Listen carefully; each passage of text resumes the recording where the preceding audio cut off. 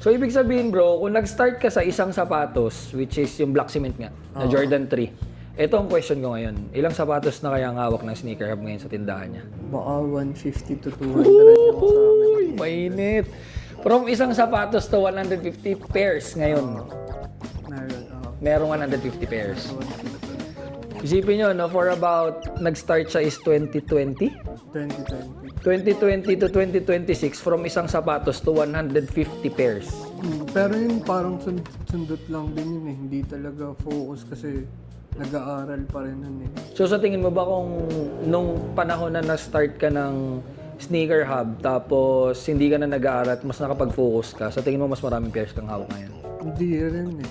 Di ko din masasabi eh. Kumbaga, ganito, yun talaga siguro yung hindi naman pabilisan nakikita ko rin. Dati may mga tawag din, mga ang bilis ng success talaga. Tapos biglang nawala. Sino yun? Di ko alam. Pero kumbaga, at least Joke stable lang. lang talaga siya. Ganun. Kumbaga, Yun lang one siya. step at a time. One step. Walang Hindi siya pagmamadali. Oo. Oo.